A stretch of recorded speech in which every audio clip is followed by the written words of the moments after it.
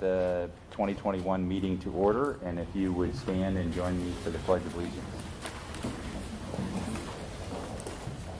I pledge allegiance to the flag of the United States of America and to the republic for which it stands, one nation under God, indivisible, with liberty and justice for all.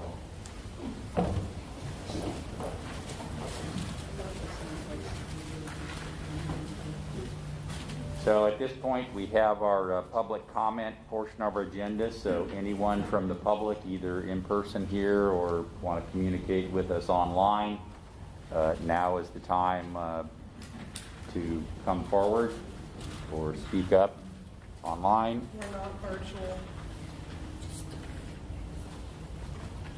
All right, seeing none, we will move to item 3, which is our Executive Director's report. All right, good morning, everyone. Can you hear me? Lisa's bringing me a different mic. Just keep it close. Thank you very much.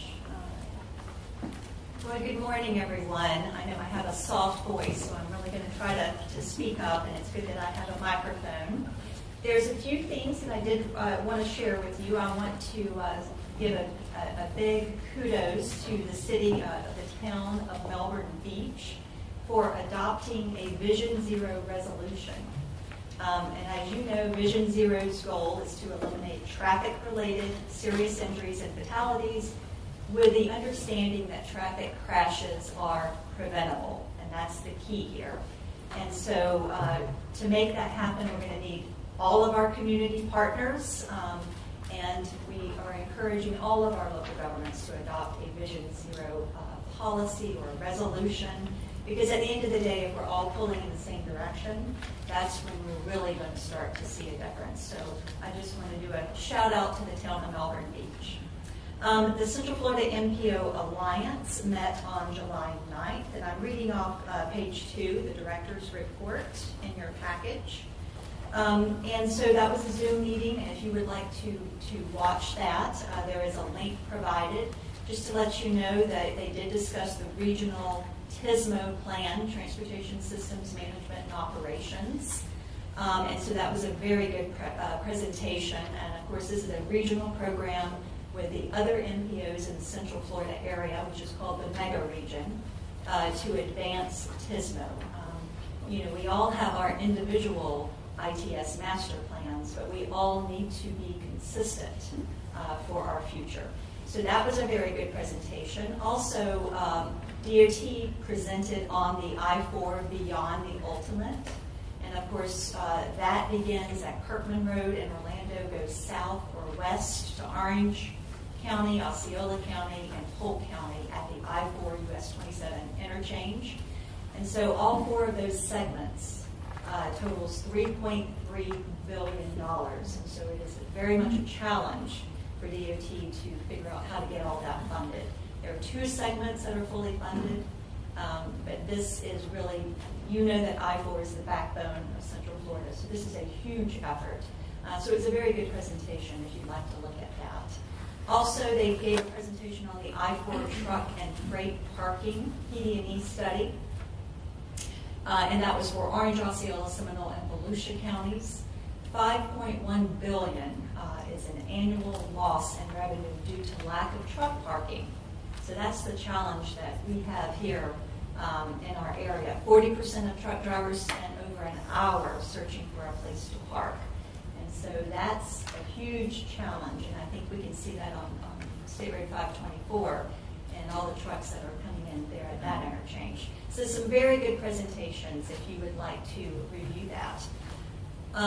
Also, I wanted to mention, as you know, we're operating under the FAST Act, which is our 5-year bill, and it expires September 30th. So that keeps all the MPOs and the TPOs running. It keeps the lights on, and essentially it keeps USDOT funded for another 5 years.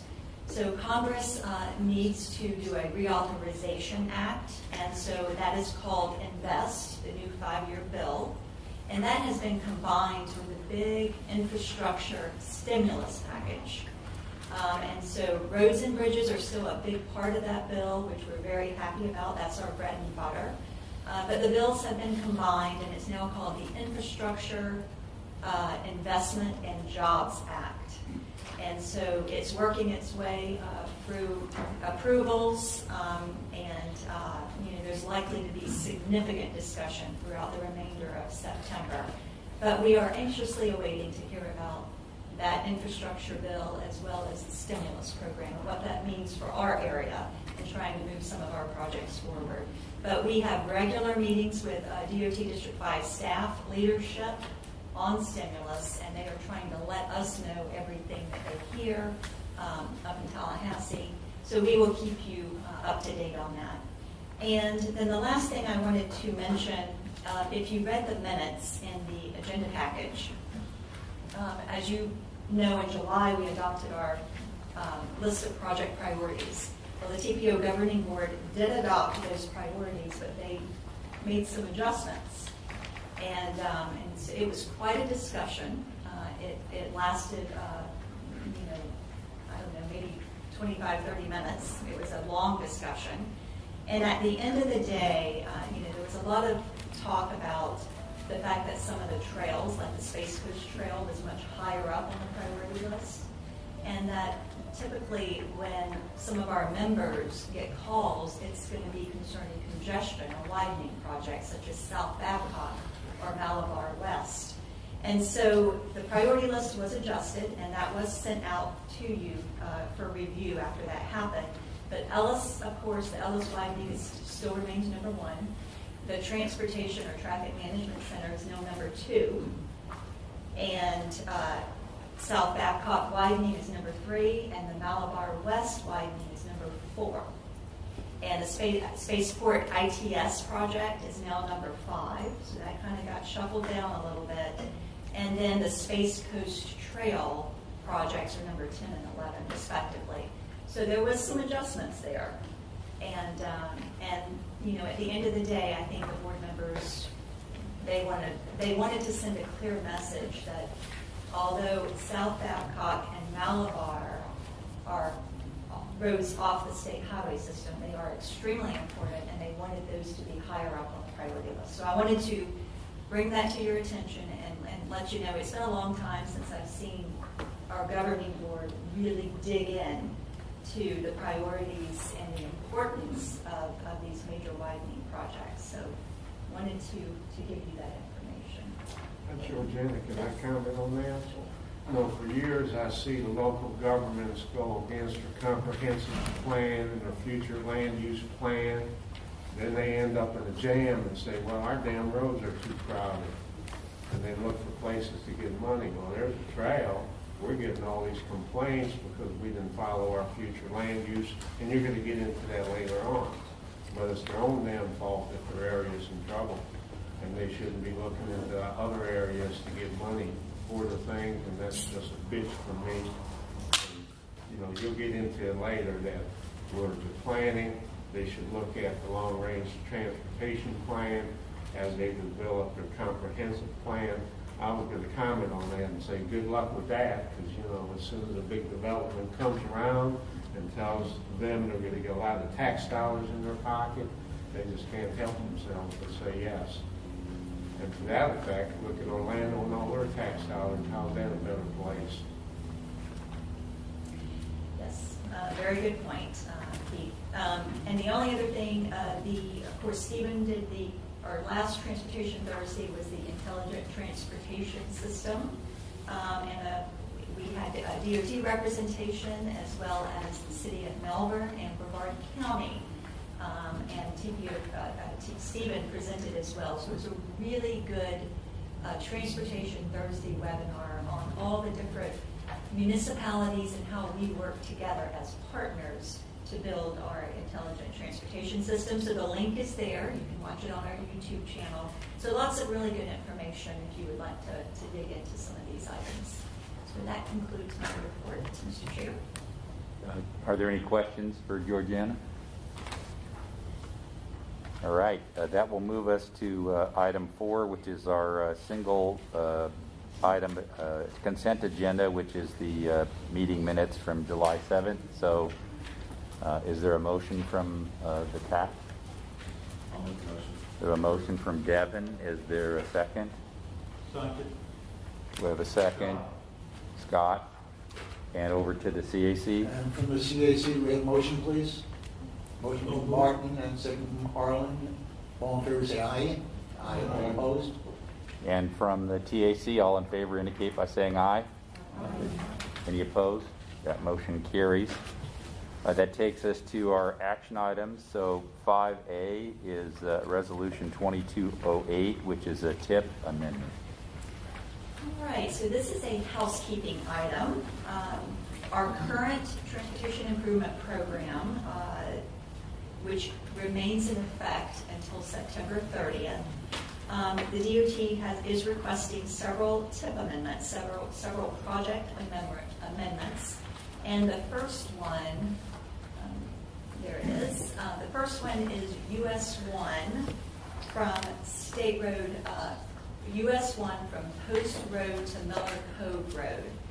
So the original limits were from US 1 from Post to Pineda, and they've shortened that, the limits of that to incorporate it into a drainage project as well. So the design is in 22, construction is in 23, it is a resurfacing project. So when you shorten the limits of a project or increase the limits to any significant amount, it does trigger a TIP amendment. Then the second project is Space Coast Area Transit. It's 5307, the American Rescue Plan project funds. And I believe that this is for Kings Highway. This is the project that would be happening on Kings Highway. But that is in fiscal year 22, and it's 128,000, and it's FTA funds. And then the last project I wanted to bring to your attention is this is a stimulus project. And if you remember, our Governor DeSantis was at the port, and there's $250 million given to ports. And it was from the Coronavirus State Fiscal Recovery Fund. And our port, Port Canaveral, received the most funding at $72 million. So that's a lot of money coming in to assist our Port Canaveral. And so this is all federal money, so it does need to be incorporated into the TIP. So we are asking for your approval of these TIP amendments. All right, thank you. Are there any questions for Georgiana? Yes, Jenny. Well, I have a question about the resolution 22-08. And this is petty, so I'm sorry. There's a misspelling, so I didn't know if that could be fixed when we should be approval. It's Sure. Miller Comer. It's in Miller Cove. I didn't know how to fix Oh, the yes, DOT. yes. All right. Thank you for that, Jenny. Yes. That's important for DOT. Thank Yeah. you. All right, do we have any other questions? All right, but then I'd look for a motion from a TAC member. Move for approval.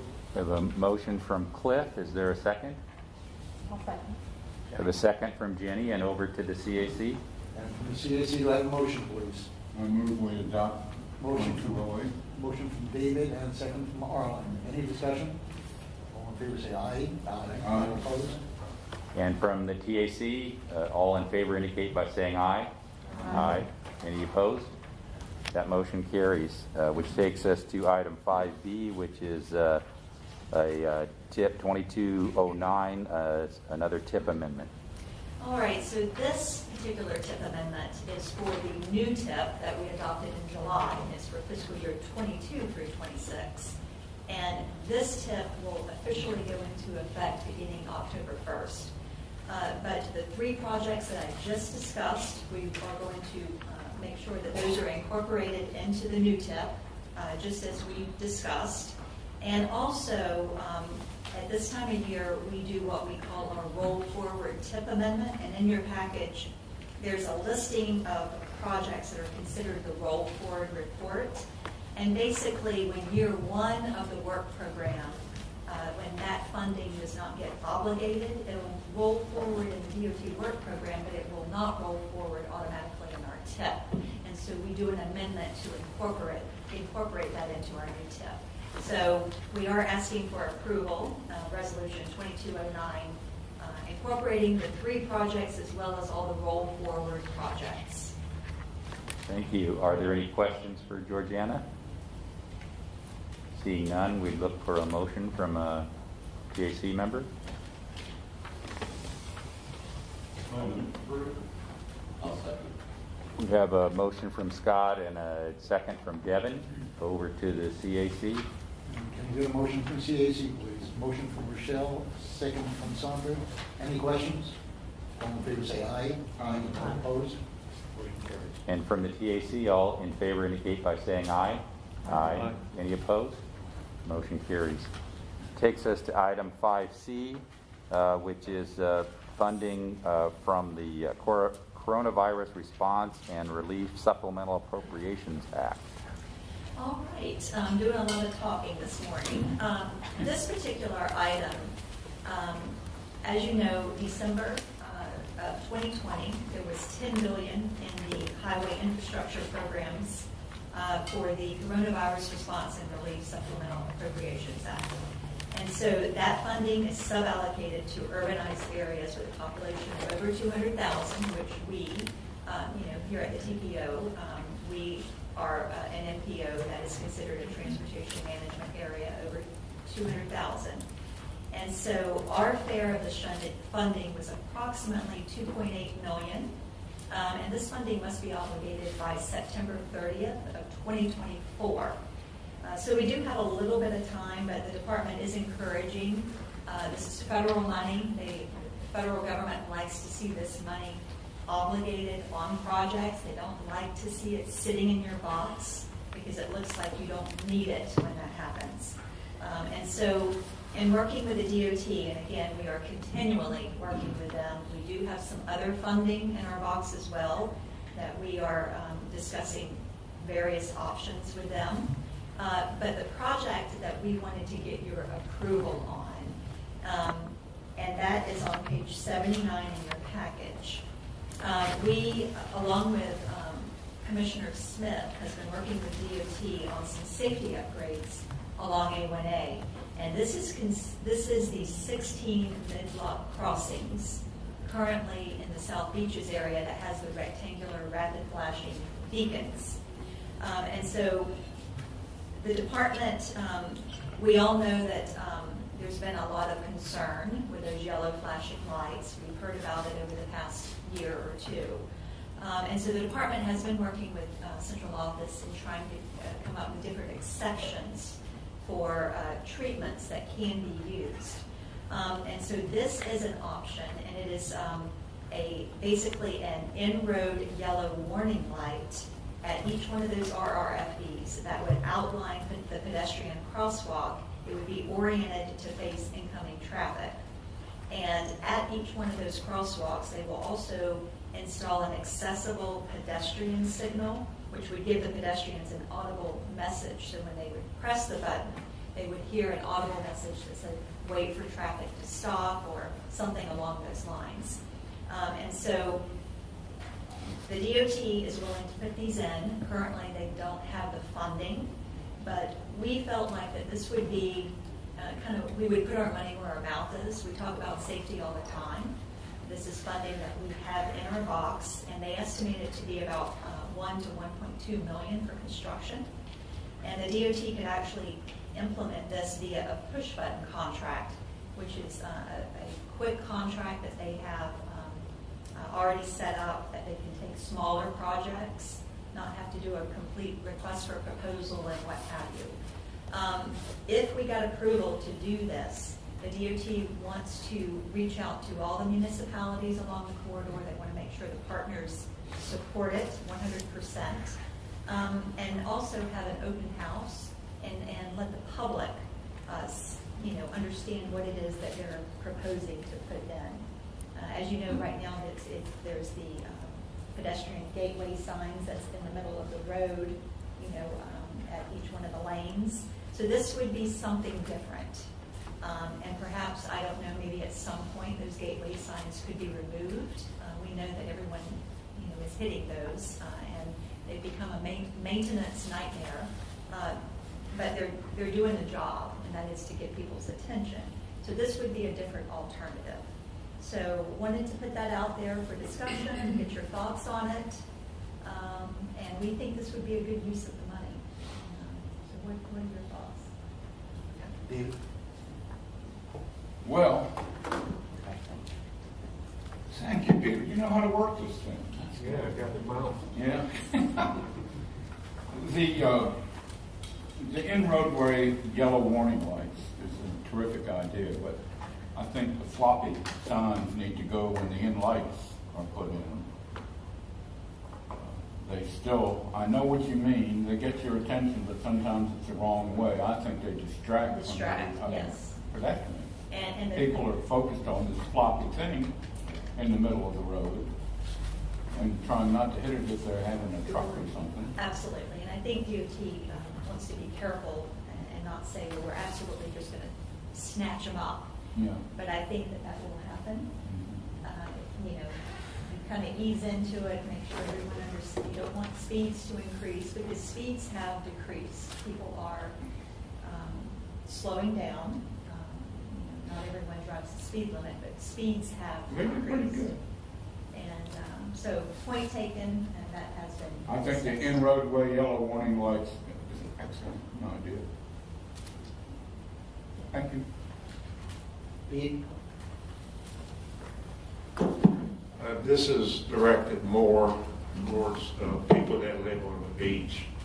Years ago, the speed limits were too high, and we were talking about lowering them, and they finally were lowered. Next came RFBs, and from feedback I get from the people that live on the beach, they expect to push a button, have a magic bubble come around the pedestrian where they can safely cross the street, protect them from distracted drivers, protect them from drunk drivers, protect them from those stop on red people that we were on the street about last week. Well, none of that's going to happen. And the fact of the matter that you need a message right there when you push the button to tell the people that live on the beach that they need to stop, look, and listen. Just the fact that they would need something like that is pretty sorry in itself. What they need to do is get on the ball and start educating their citizens and put the correct information in the hotels and motels for the tourists, so the pedestrians can be educated and the vulnerable users that use the RFPs can be educated. I use them. I stop, look, and listen. I don't want to get hurt. But it seems like the folks on the beach are pushing for this magic bubble that's going to protect everybody as they walk across the street. They happen to live in an area where there's more distracted drivers than usual. You know, the young guys coming from Orlando, they want to see what's going on there. The young ladies coming from Orlando, they want to check out the guys. You know, everybody's checking out. They're selling beer and liquor all over the place, and, you know, texting their friends, and you've got a heck of a distracted bunch of folks driving. That means that's one area where the pedestrians need to take extra care a lot more than most other places. If you have a commuter driver, they're pretty smart. If you have a tourist, you know, they're kind of looking around anyway. They're more distracted. So the attention and the money should really go on educating the people on how to safely cross the street. Because no matter what you do, you're not going to protect them from the motor vehicles, especially not in an area like that. And I get where they're coming from, I really do. That, you know, you want to make it safer for everybody, but there's only so much you can engineer. And you know, I think that this is good engineering, putting lights in the road, but it doesn't protect anybody from distracted driving. And it's distracted driving that's going to cause the biggest mess out there. Because it takes a driver not to pay attention to hit a pedestrian in the first place. Well, enough said on that. I'll let it go. Yes, Steve. Yeah, so I understand there's money, right, available. Is it for infrastructure purposes only, I'm assuming? Correct. Okay. Yes. All right. Yeah, my only comment is obviously this is a controversial topic. I think the word yellow light is going to already have some connotations with it. So I would recommend whatever motion we come up with, that the public workshop is an important element of that, and not necessarily approve a solution today. I think the feedback from the engineering community as well as the public is really important. Well, and Steve, you brought up a very good point, and I do want to let you know, I mentioned Commissioner Smith. He had been having some conversations with DOT about this treatment. And so he did take it to his board. There was a DOT representative, director there. So he's at the county commission, and said, here's the idea. I've been working with DOT about, and wanted to get your buy-in, because the county commission plainly in a letter to Governor DeSantis that they did not want yellow lights. Right. Red means stop. But the county commission did agree that this seems like a very good treatment. They're willing to give it a try. Yes, red isn't going to be approved right now. But Right. it doesn't mean the department can't still work on potentially maybe one day getting the red and road lights, or a red pedestrian hybrid beacon if it qualifies. So that's a very good point, but I do want to let you know that it was taken to the county commission, and they were in agreement. They support. They supported it, Okay. yes, Is they it did. Not the funding, they putting are more not money aware of it. into more yellow lights? I'm just worried that's a perception. Thanks, sir. Rochelle? Thank you, Mr. Chairman. Virginia, you may have said this, and I might not have heard you. Is there a time frame in this? It's, because it's going to be a push-button contract, it could potentially happen early next year, maybe late this year. But we don't want to jump the gun here. It still needs to be designed, and the DOT, I think, has that under design, just issued a work order. But whether it moves forward for construction is going to be the key here. So it's all tentative, but the fact that it's a push-button contract, it would happen much quicker. You don't have to wait years for funding and go out for a request for proposal and all that. And the second question, please. Is there an example? Oh, of yes. this anywhere? Yes, Do we we have. have pictures? Do we have? Yes, there's any kind of- videos. Actually, we can White. send out an example of a video to the group here. And it would be a really good example. You push the button and the lights in the road, just so it, to his They're actually point. embedded in the It's, road? yes, so basically it's right in front of you. You're not looking at all of this over here and the gateway sign in the middle of the road, making sure that you are steering in between. You're looking right in the middle of the road, right in front of you. They're very effective, and there are local examples of this. I think Melbourne's got some by the hospital, and we've got one on a road. They're unless you're really distracted, they're hard to miss. Thank you, Lisa. Lisa? Oh, yes, I just wanted to mention that about 10 years ago, I think I saw these in Marco Island. They were on the boardwalk, flashing lit, and I was like, that's pretty interesting because in the middle of Marco Island, all these bushes are in the middle, and there are pedestrians coming from Marriott, crossing the hill, and across the stop, but I can see into the bush with that holes, that would be related to go exactly where it goes and LEDs using like flashing. Also, what I like them better, it's on the island of Collins Island, which is the exact A1A of this.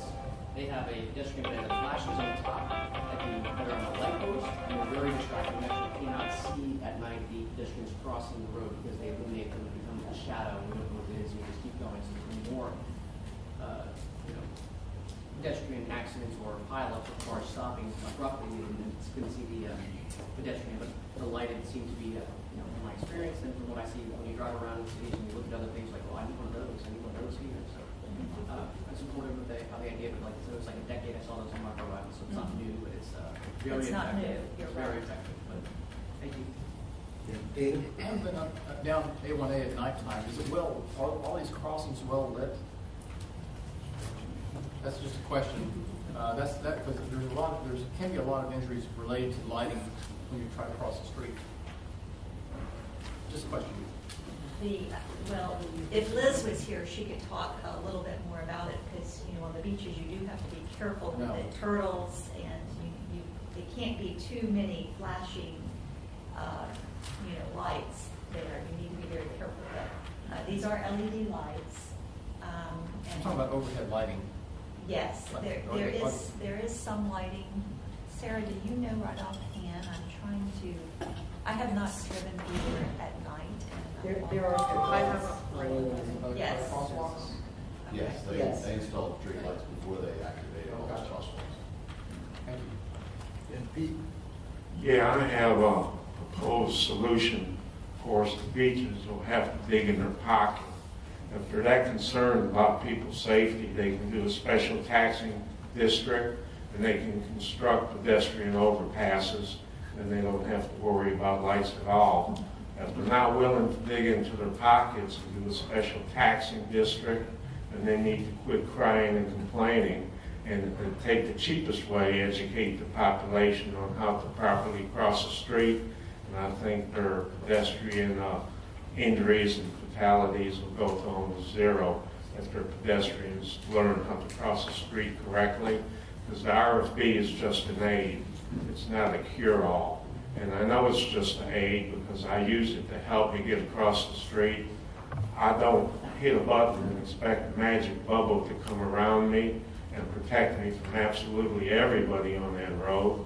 I have to use my eyes, my ears, and safely cross the street. But if they want a foolproof thing, build those overpasses, do a special taxing district. Thank you. Yeah, Mark? Yeah, I just didn't want to ignore the audio portion. I think that's 50% of it right there, because I go up and down there all the time. And when you're going down there, the speed has reduced to 45, even though it's 35. They used to go 55, now everybody goes 45, which is good. But you really can't stop. I've had people, pedestrians, step out the second they push the button out. It's already too late for me to stop, especially if it's a younger person that runs out. So that audio portion hopefully will help.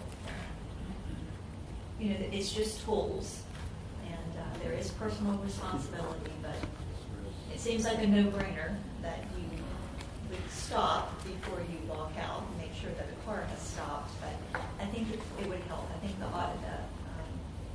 audible message will make a difference for some people. So these are tools that we think would really improve safety, and it's better than what's out there right now. Yeah, Arlen? Yeah, in the community outreach meetings, I'm sure this will be brought up about the voice and so forth crossing, but if the community says, hey, we want a red light there instead of a yellow caution light, would this change any? Not right now, it will not. It will not. Because that's the problem. Per federal highway, you cannot put in a red light. And that's always been the problem. That's the reason why they weren't put in to begin with.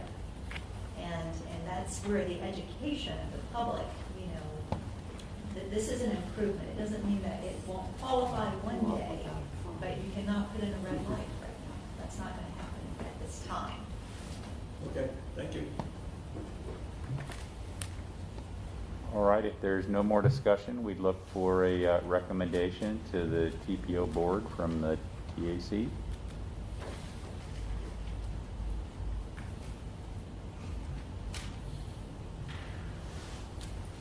Recommend motion to approve. Scott, okay, we have a motion from Scott to recommend approval of this A1A pedestrian crossing safety improvement to the board for the use of these funds. And is there a second? We have a second from Devin, and over to the CAC. And from the CAC, do we have a motion, please? Motion from Martin and second from Arlen. All in favor say aye. Aye. All opposed? Motion carries. And from the TAC, all in favor indicate by saying aye. Aye. Any opposed? That motion carries. That takes us to item 5D, which is the proposed 22 legislative policy positions. All right. So this is my last item, and then I'll let other folks talk. So every year, as you know, we adopt a set of legislative policy positions. And the Brevard Legislative Delegation is going to be held on Wednesday, September the 29th this year at the County Commission Chambers. And each year, the NPOAC, which is the statewide NPOs, the 27 NPOs throughout the state, they develop a set of policy positions, and they advocate for these positions up in Tallahassee because these priorities are to improve operations of the NPO and transportation in Florida. So it's very important that when we adopt a set of positions that we are in line with the NPOAC because we need someone to advocate for us up in Tallahassee. As you know, we can't lobby. That's not something the NPO does, but we can share information. And so when we adopt these, we want our elected officials, they can carry the water for us, but we cannot lobby. And so in your package is the policy positions, and there's only one proposed change, and that is on page 82, which is on the first page there under transportation priority funding. And there's an underlined bullet there that says charge alternatively fueled vehicles a fee equal to the fuel tax paid by gasoline or diesel fueled vehicles, such as an electric vehicle registration fee. So that was a new position that the NPOAC added under their section concerning transportation funding. And so we think that's a really good position. I think I heard that in Florida in 2020 there were 60,000 registered electric vehicles. And each year that's only going to continue to grow. And as you know, electric vehicles do not pay gas tax. And so it's still wear and tear on our roadways. And so we think that this is something that should be added, and that the NPOAC will advocate for this. And there's been some movement, lots of discussion this last legislative cycle. And so I think it's only a matter of time that some things are going to start happening.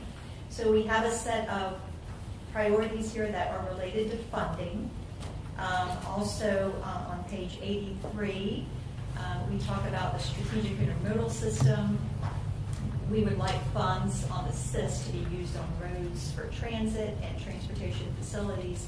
In other words, it may not be designated on the SIS, but if the improvement will enhance mobility or support freight transportation on the SIS, it would be good to have that funding flexibility.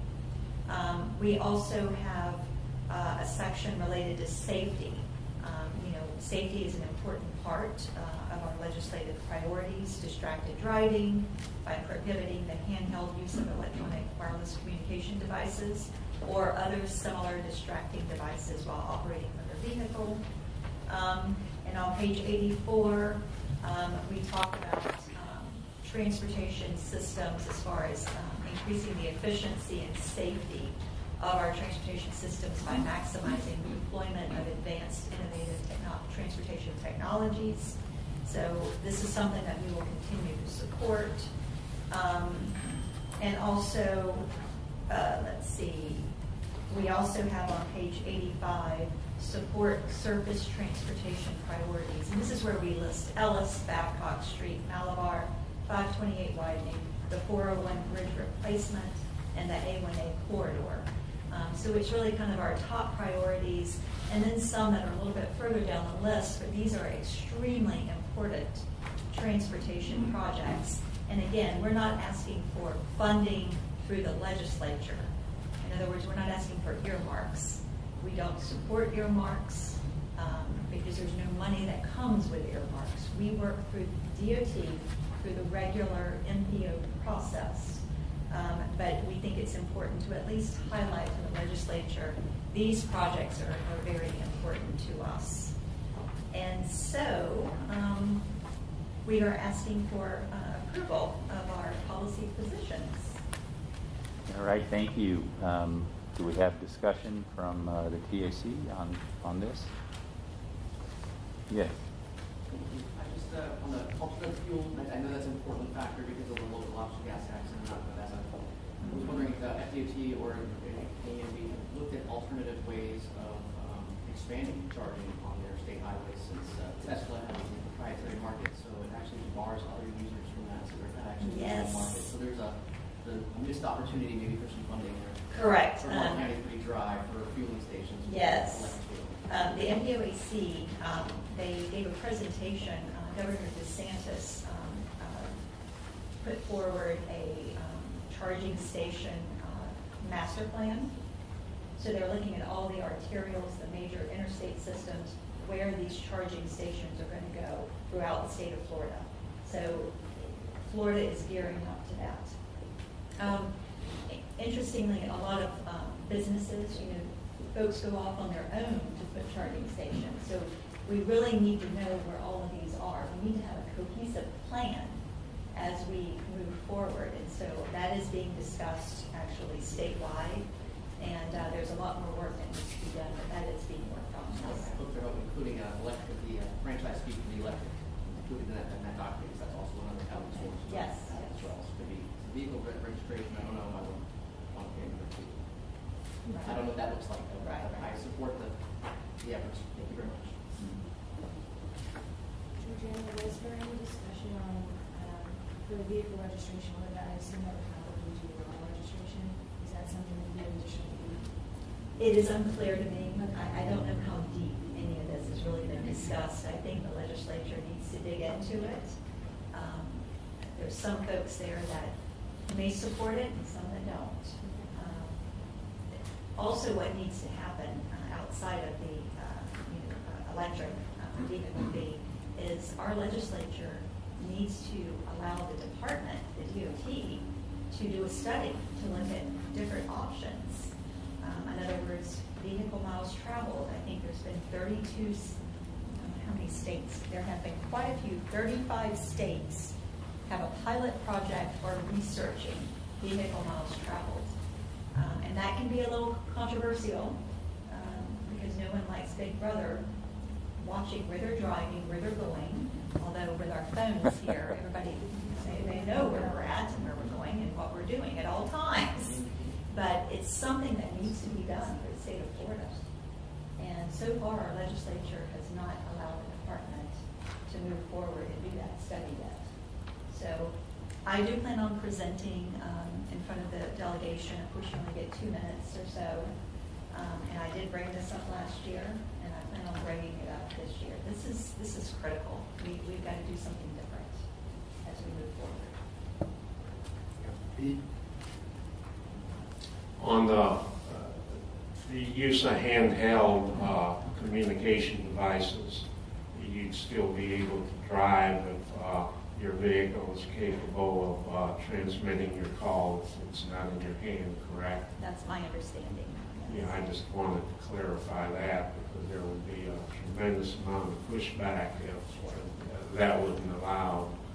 And the second thing is just for general information on the gas tax. If somebody tries to buy lawn equipment like weed whackers and edgers and things like that at the Home Depot or Lowe's, almost all of it now is battery powered.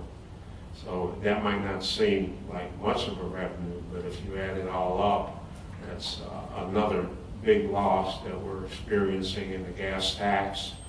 And like I said, 90% of it is electric now. If you wanted to buy a small gasoline engine, not so easy anymore because most of it is battery operated.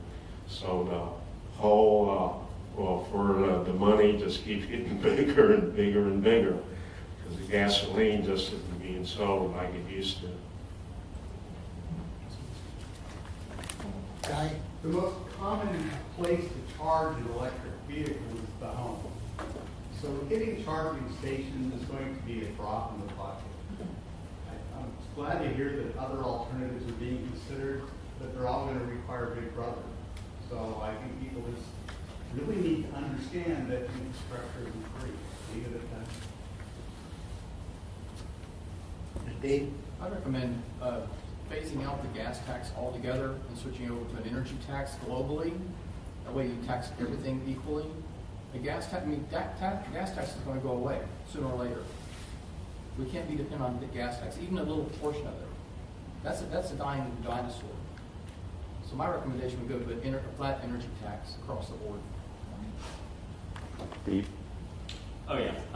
This is an update to our current policies and priorities, right? Correct. Is the underlying portion the only thing that's new? The only thing that has changed is on page 82, where it's in the middle of the page. Okay. Charge. Okay.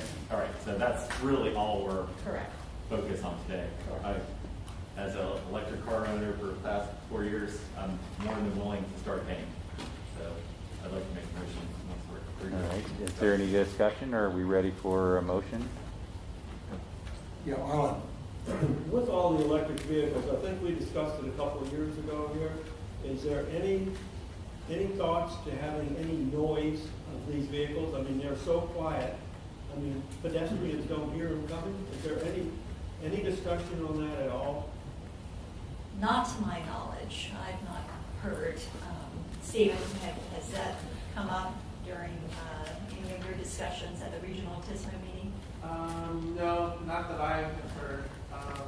But I definitely understand the concern. There's been a few times I've stepped out before out there looking, and they kind of sneak up on you.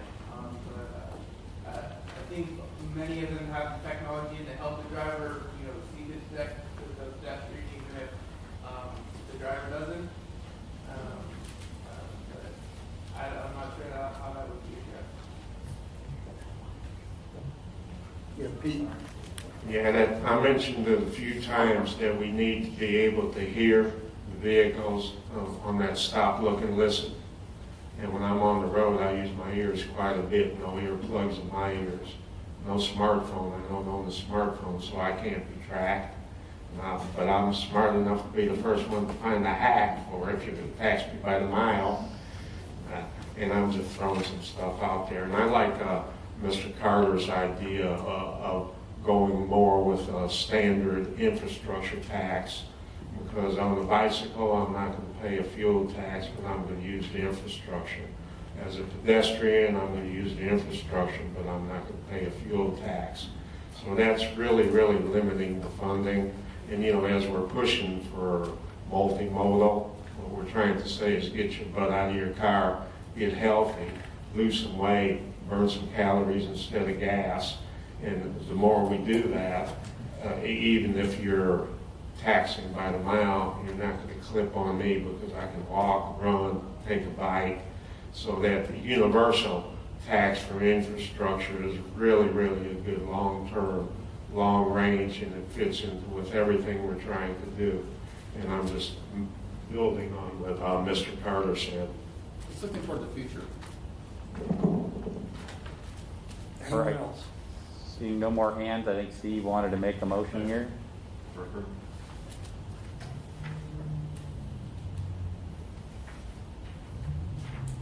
Okay, so as recommended, recommend to the board to adopt the legislative priorities and policy positions as written.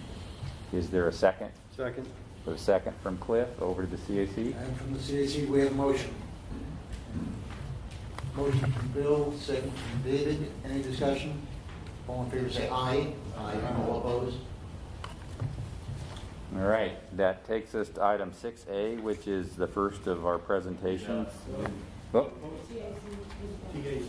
I am so sorry. Thank you for keeping me honest here. Let's have a vote from the TAC on the policy recommendations. All in favor indicate by saying aye. Aye. Any opposed? Motion carries. Thank you. Now we'll move to item 6A, the Babcock Street Corridor Study.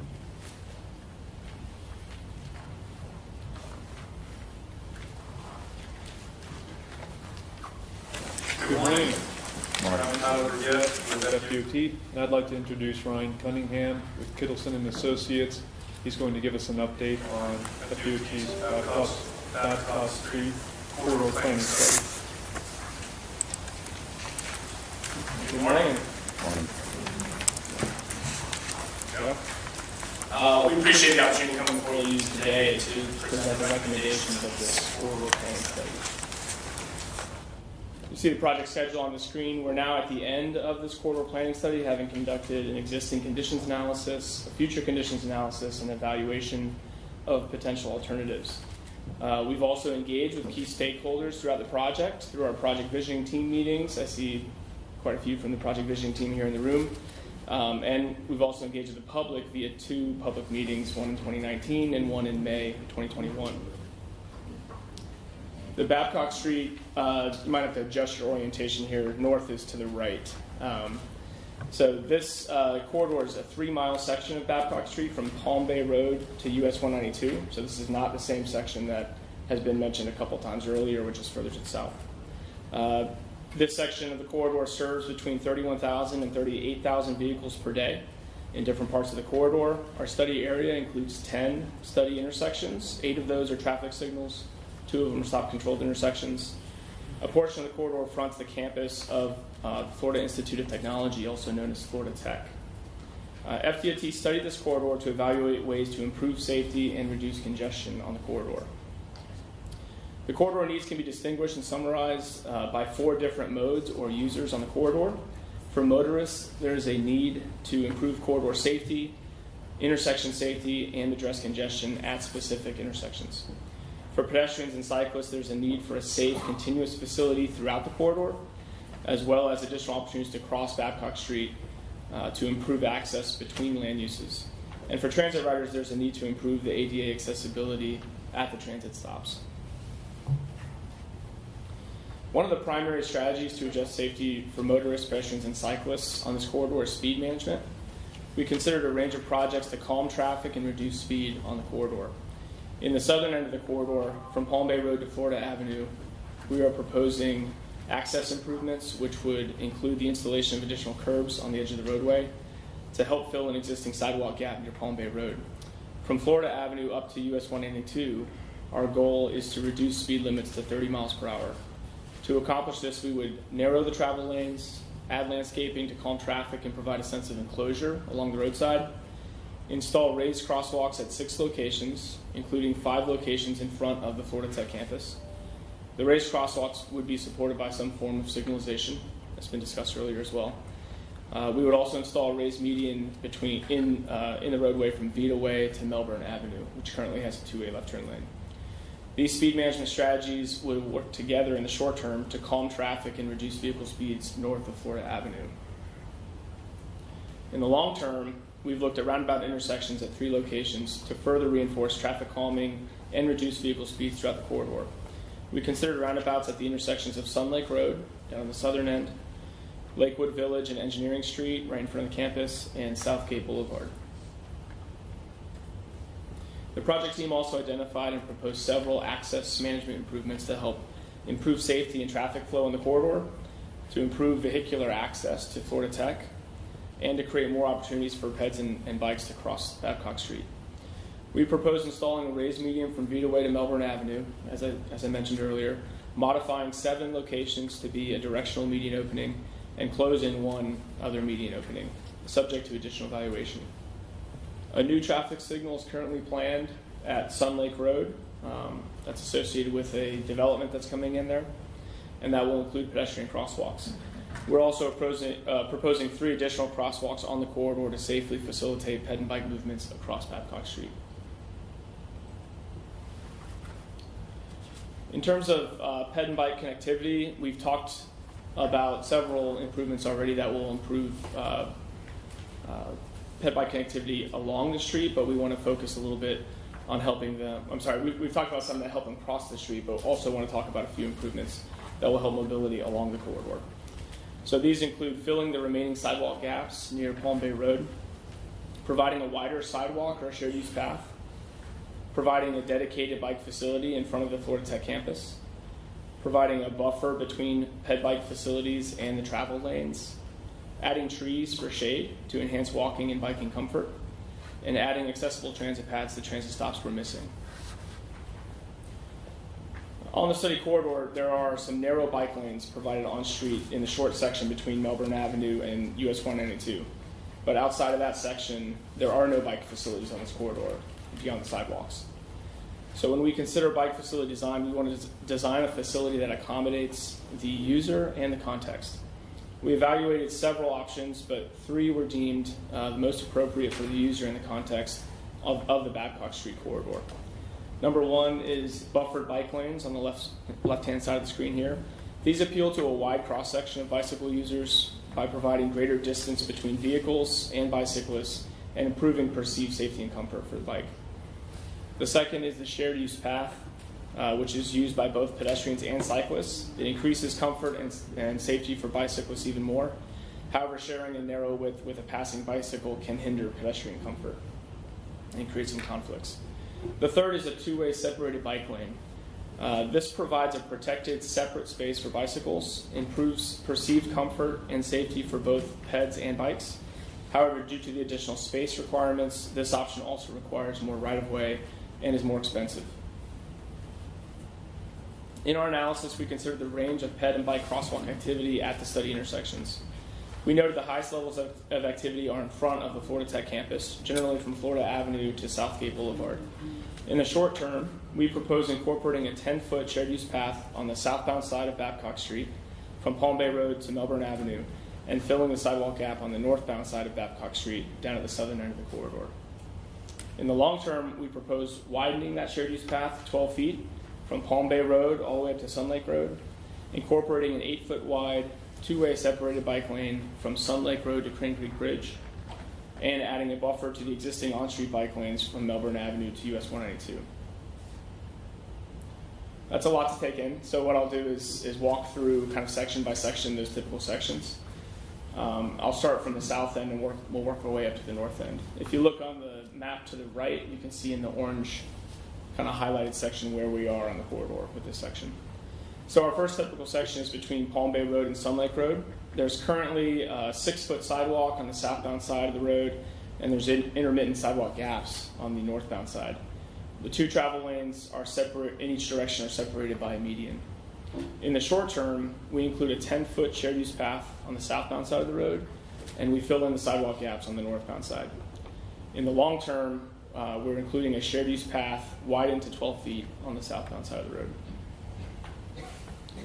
As we move up to the next section, Sun Lake Road to Florida Avenue, currently this section of the corridor has an 8-foot sidewalk on the southbound side of the road and a 5-foot sidewalk on the northbound side of the road. 2 travel lanes in each direction are separated by a median. The short-term typical section is the same as the existing condition. However, in the long term, we would include an 8-foot 2-way separated bike lane and a 6-foot sidewalk on the southbound side of the road. Our next section is from Florida Avenue to Crane Creek Bridge. Currently, this section of the corridor has an 8-foot sidewalk on the southbound side of the road and a 5-foot sidewalk on the northbound side. 2 travel lanes in each direction are separated by a median. The short-term typical section includes a 10-foot shared use path on the southbound side, incorporating street trees and narrow travel lanes. The long-term section includes an 8-foot 2-way separated bike lane and a 6-foot sidewalk on the southbound side of the road. The next section is the bridge that crosses Crane Creek. Currently, this section of the corridor has this section of the corridor has a 6-foot sidewalk and a barricade on the southbound side and a 5-foot sidewalk on the northbound side. If you're walking or biking this corridor, this feels like a pinch point. The short-term and long-term typical sections include a 12-foot shared use path on the southbound side of the road, narrow travel lanes, and a wider 9-foot sidewalk on the northbound side. And we're able to do this with the existing bridge structure. The next section is Crane Creek Bridge up to Melbourne Avenue. Currently, this section of the corridor has an 8-foot sidewalk on the southbound side and a 5-foot sidewalk on the northbound side. The 2 travel lanes in this section are separated by a 2-way left turn lane, so you'll notice that is a difference. The short-term and long-term typical sections include a 10-foot shared use path on the southbound side and the installation of the raised median. And our last short typical section is between Melbourne Ave and US 192. This section currently has a 6-foot sidewalk on the southbound side of the road and a 5-foot sidewalk on the northbound side, and the 2 travel lanes are separated by a median in each direction. The short-term typical section is the same as the existing, but in the long term, we would incorporate a buffer. We would narrow the lanes to incorporate a 7-foot buffer bike lane. In addition to the typical sections that I just showed you, we have a couple of intersection spot improvements that we've looked at. This would address the corridor's needs related to intersection safety and intersection congestion. So number 1 is signal timing improvements were considered at multiple locations, and this included an overlap phase at 192 that would allow a northbound right turn to go at the same time as a westbound left turn. We also looked at adding left turn lanes at 3 locations, so dual eastbound left turn lanes at the Eber Boulevard intersection and the Florida Avenue intersection, and then a dual westbound left turn lane at University Boulevard. For the long term, as I mentioned before, we were looking at roundabouts at 3 locations, including Sun Lake Road, University Boulevard, and Southgate Boulevard. And a partial median U-turn was also evaluated at Palm Bay Road for the long term. In terms of implementation, we've had a lot of project elements and project types that we've discussed. We're currently the corridor planning study identified the corridor needs for motorists, cyclists, pedestrians, and transit users, and we identified those improvements in short-term and long-term implementation. So the planning study is recommending that these short-term improvement strategies be included in an upcoming resurfacing project. The resurfacing project is not yet programmed, but it is under consideration currently. The proposed improvements might include in this the narrow travel lanes, the access management improvements, the raised crosswalks with signalization, the shared use path where viable, the widened sidewalk on Crane Creek Bridge, filling in the sidewalk gaps at the southern end of the corridor, and installing accessible pads at the transit stops. So we're looking to include all those things in the upcoming resurfacing project. Other items that will likely not be included in the resurfacing project would be advanced through the normal project development process, include the turn lane improvements, the roundabout intersections, the partial median U-turn intersection at Palm Bay Road and Babcock, additional landscaping for traffic calming, the 2-way separated bike lane in front of the Florida Tech campus, and the buffered bike lanes from Melbourne Avenue to US 192. So with that, I appreciate the opportunity to present the recommendations to you today. If you have any comments or questions after this meeting, I've provided on the slide the contact information for the FTOT project manager, Ennis Davis, and also a link to the website here at the bottom of the slide. All right, thank you for that presentation. Do we have questions from the TAC? The raised sidewalks, I didn't know that was something that beyond PDOT right away. Is there a max speed for that? Is it Yeah, so raised crosswalks on a state road are something that the state is looking to try more to help speed bump. So you're not going to see it in a lot of places yet, but they have them in a few locations. They're currently putting them on OBT in Orlando. There's recently one in a similar context to this on, I forget the name of the street now, but it goes right alongside of the UF campus in Gainesville. But it's not standard for the department. It's becoming standard. Yeah, and the max speed that they're looking at is a 30 mile per hour. Okay, thank you. So that's one of the factors. I was just wondering what the city of Melbourne, what, this isn't the city limits, I assume. Yeah, so we had, I spoke with Tammy last week, and she was actually, she was on our project vision team, very supportive of the project, very supportive of specifically what we're looking to do in front of the campus. And so she was able to, she got an extra request to help.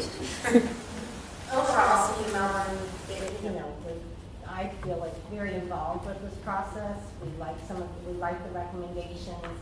I know Florida Tech was very involved. Also, we recently just got a complaint about something going on Babcock Street. We referred them to this plan. They were happy to hear that we collectively were looking at solutions out there. Pete? Yeah, this is more to do with urban shared use bicycle paths. Just this morning, I was on my bicycle, and there's a lady in front of me, and I slow down when I'm in the herb, and I have a bicycle coming on your left, and she started walking to the left, had the buds on. Yeah.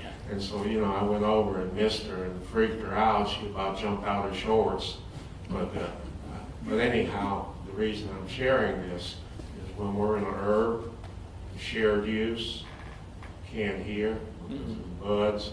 At any time we can do separation in an urban setting between when you're out in the sticks, not so much. But in the herb, it's like they're not always going to hear your warning. And some of those guys with the spandex, they really clip. Just not a good mix. Yeah. Yeah, I will say that, so we look to expand, to widen what's out there today as much as we could as part of the resurfacing project. Creating that separate two-way bike lane that I showed it requires some utilities being moved. So not part of the resurfacing project, but something that we're calling a long-term project. Bob? I just have a quick question. About half of the plan, I think it's the northern portion, you're reducing the lane size down to 1.5. Does that generate any safety issues? Is that the area that goes through Florida Tech? It goes through which part? Is that near where the Florida Tech campus is? Yes. Yeah. So it's probably a lower speed then anyway, right? Yeah, we're trying to get like a 5 to 10 mile per hour kind of reduction in speed there. We did have Space Coast Area Transit on our project visioning team as well, and in reducing those lane widths, we're not moving the curve, so there wasn't a big concern from this side. We're using striping and maybe some type of pavement to put in what we call chicanes. That would introduce a little bit of, so it's not just a straight drop into the river. I've got something. This entire proposal, all these solutions are directly related to pedestrian bicycle safety, which is not a bad thing. Okay, but the one thing that it doesn't address is capacity and congestion. Actually, most of these proposals will increase congestion and increase the time going through this corridor and that type of thing. Have you looked at the long-term effects of so you have current ADT. What about long-term future of this road? Yeah. So I have a slide on intersection improvements, which is more focused on self-congestion than it is head-bike issues. So the additional turn lanes, the roundabout intersections, the partial median U-turn, and the signal timing improvements, all aimed at improving or increasing intersection capacity. We did, as part of the study, look at 20-year future condition. So we considered existing condition, growth in the corridor, what we expect to see in 2040 as a result, and all that was analyzed under these improvements. With the one design that you have here, I'm kind of curious about this being quite by myself, is that looking at the view, there was a turn lane, a bike lane, and then 2 travel lanes. I'm a little concerned personally with driving. Yeah, if you go back to that. Yeah, right there. No, go back to the middle. That one? Bottom right. So yeah, you've got the bike lane between the call northbound lane and then a turn lane on the right side. I'd be concerned as a bike rider coming down that lane, knowing that I'm surrounded by 2 vehicle lanes, and the guy in that right-hand travel lane going straight needs to, oh my gosh, I got to make that right-hand turn up here, and he doesn't really catch that bicyclist in the side view mirror. So how's that been working out in your studies and designs and such to say that's safe Yeah, this condition is exists basically on an intersection approach. It's not a long stretch of road, and you can if you're familiar with the area, that area between Melbourne and Avenue and US 192 is a short. So basically, where the right turn lane is introduced, you have the like the hatched lines and the dotted striping that tells you this is a transition in a conflict area.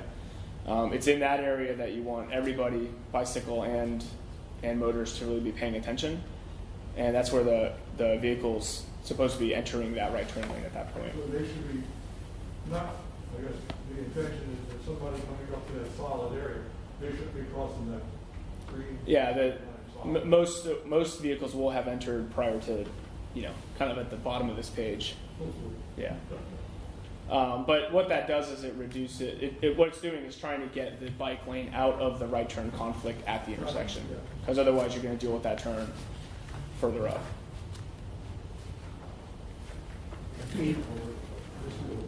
Yeah, I'd like to add on to that. For us to do that, we have to be experienced. We're not going to be out there doing that to start with. Right. And yeah, it does get hairy at times. But if you do any bicycling at all, you can see it coming up. Yep. Making sure you don't get in trouble. Because once again, I get hit, I hurt. I don't hurt the car. Right. And I went through that this morning too, where the bicycle lane starts and you have to cross 2 lanes, right turn lanes, to even get to the bicycle lane. Trust me, I'll stop, look, listen before I made that move. But you don't do that unless you're experienced. Georgiana? Just wanted to mention, the City of Melbourne submitted this project to us quite a few years ago, actually. It's been sitting on the priority list. It's a state road, and it was to look at multimodal improvements. And this is a perfect example of where improvements are needed due to the land use at this area. But the DOT conducted the study for us, and so we have a set of short, mid, and long-term solutions, which is exactly what we were looking for. And I appreciate that the department is very good about, as a resurfacing project comes up, they try to incorporate as many improvements, safety improvements into that resurfacing as possible. And there was a list of those things that is going to be incorporated into an upcoming resurfacing, which is very important. But besides that, the mid and long-term solutions are now going to, if the city supports those would be individual projects submitted to the TPO, and we will need to get those on our priority list. For instance, roundabouts. The department is not going to go off on their own and make these improvements without us supporting them. They have to be prioritized, and they're competing against all of our other projects on the priority list. So I think it's important that you all know that. It's great that we're going to get some things improved in the resurfacing, but we have a lot more work to do, and we're going to have to get those projects incorporated into our list of priority projects as we move forward in the future. So, great job. Thank you. All right, thank you so very much. That will take us to item 6B, which is the SR 524 PD&E update.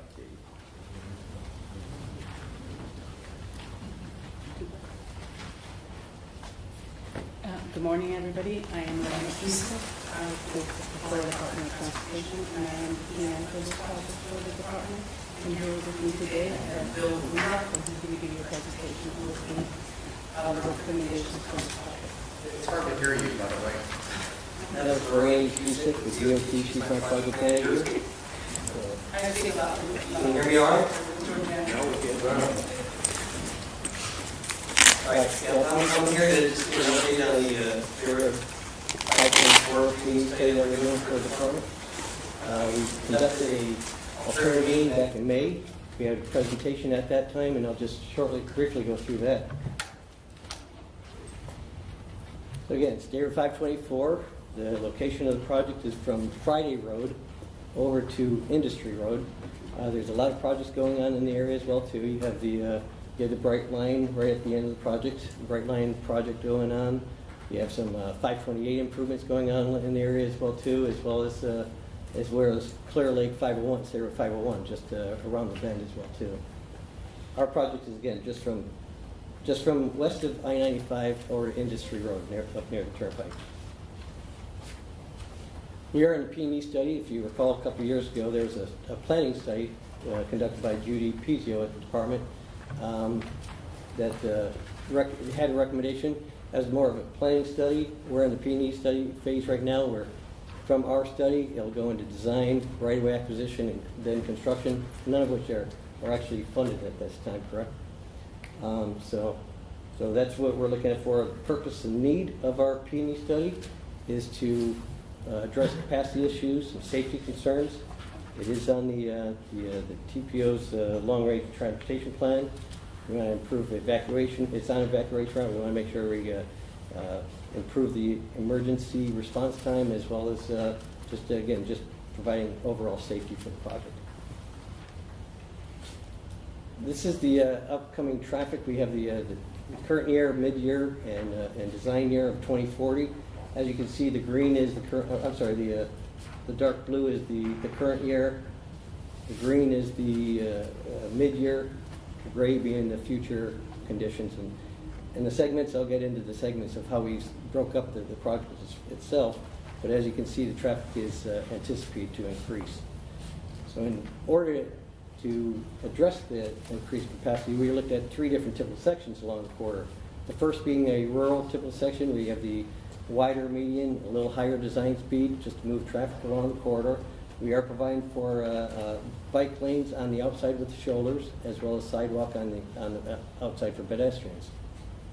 The second typical section is more what we call a suburban typical section, where you have a little less wide median, a little with curb and gutter as well too. It's a little bit of lower design speed. It accommodates, does have shoulders, so there's a little bit more room for safety along there as well too. It's again in between the 45 and the 50 mile an hour design speed.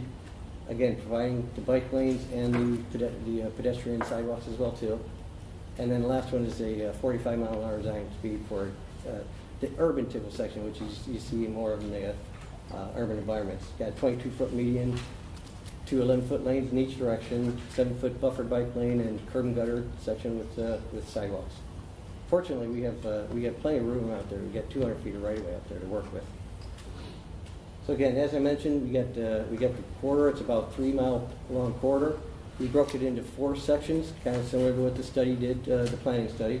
Segment 1 is right at that I-95 interchange area between the 2 Friday roads. Segment 2 is from Friday Road over to Cox Road, where you get the Flying J, the new Walmart distribution plant. It's a little more truck traffic along that area, a little more industrial. And then from Cox Road over to London, it gets a little more residential. It's a suburban environment. You got a wide right-of-way. And then as you get around London and come up to the 501 intersection, it gets a little more commercial with the Publix and the McDonald's and the CVS's in that area. So applying those 3 typical sections that I mentioned earlier for each segment, we'll go into each segment as well.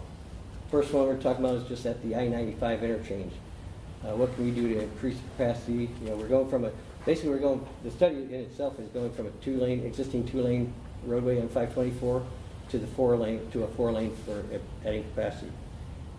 Looking at the interchange itself at I-95, we're looking at just modifying the existing diamond interchange where the ramps come off, connect to 524, and then just improve it for the need of the traffic. The second alternative is really the diverging diamond interchange, which is, I think you just had one similar just to south of here at I-95. So right now we're going into the alternative phase where this is what we presented to the public at the alternative meeting. We're getting feedback, and we're trying to get to the preferred alternative alignment. These are 2 interchanges that we're looking at there. For segment 2, we're looking at all 3 of those segments, those typical sections, the suburban, the rural, and the urban. And this again between Friday Road north over to Cox Road. From Cox Road for segment 3, from Cox Road to London, that more residential area, we're just looking at the urban and the suburban. rolled out the rural.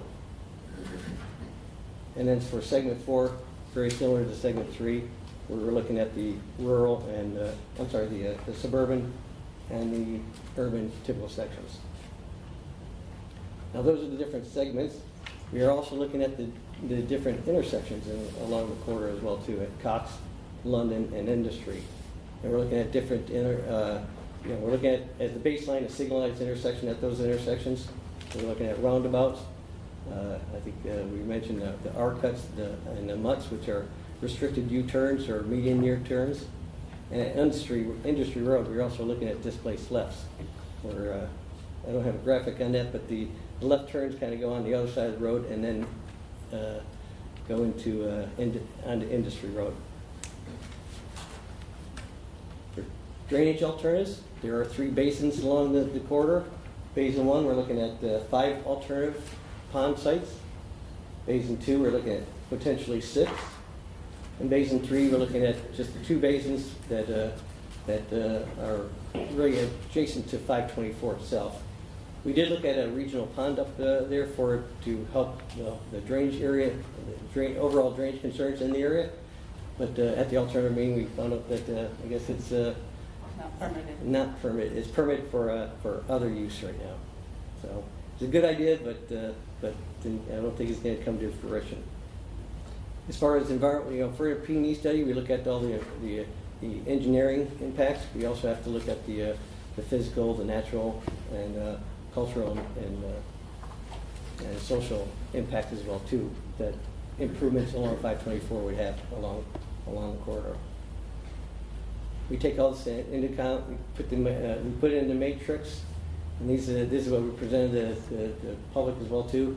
We don't only look at the build alternatives. We also do evaluate against the no build concerns, just leaving the road the way it is. And that's where we're at this point right now. We're trying to get all the information from the public and make a decision on which typical section or which preferred alternative we go from here. As I mentioned, we just had the alternative meeting. This is the schedule. We're trying to finish this study up in summer or fall next year at this time. So with that, if you want any more information, this project is up on the department's website, cflroads.com. You just enter the project number 437983-1. Click go. We have all the information that we presented to the alternative public meeting on the line at the website as well too. So with that, any questions you might have? Yeah, I'm a little bit familiar with 524, but what I'm very familiar with is East I-95. If it's an urban now, it will be pretty quick. So with that in mind, anytime you go East I-95, you should, as a design, you should be in an urban mindset because it's going to be that way.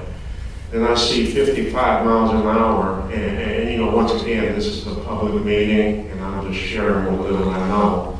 I see a 55 mile an hour speed limit, and I'm on a bicycle. I will not survive a crash being on a bicycle, and you shouldn't design things where I get killed. If you're going to design something, make it where if a car hits me, they get killed. I think that would be more fair. Just like one of those guys. Yeah, so you're with me. Yeah, you know what I'm saying.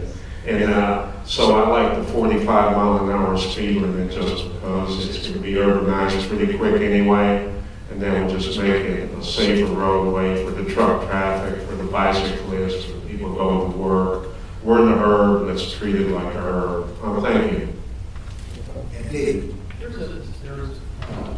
There appears to be a large construction project going on second and previous south that's 500 sign.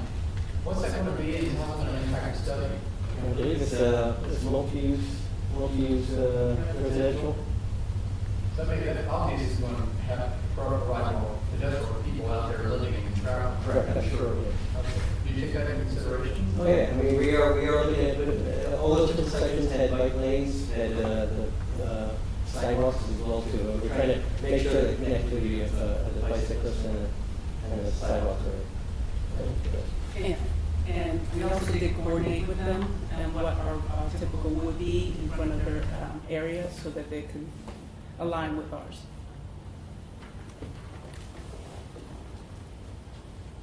Bob? Two questions. One, you pointed out that regional pond there that's north of the McDonald's CVS. I believe I think that's a residential development that's going in there where the old shopping center was. So are you taking into account, the additional residents that will be coming out there to the road? Was it second floor, I think? Right, yes.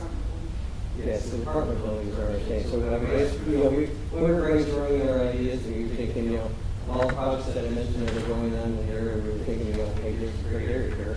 We could do a regional pond, but during the alternative meeting, we found out that, this is getting permitted for something else. So it's kind of like, really the idea of not sure it's going to go follow through.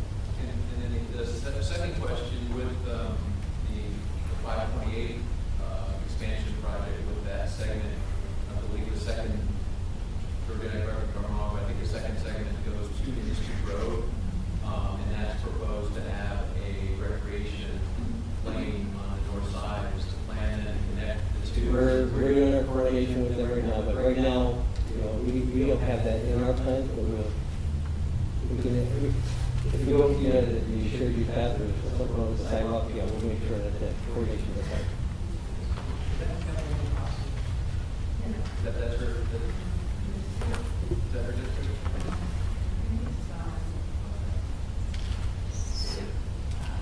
I was under the impression that shared use path would be from US 1 to the port. It's trying to get our shared use path to Gotcha. the Yes. yeah. Perfect.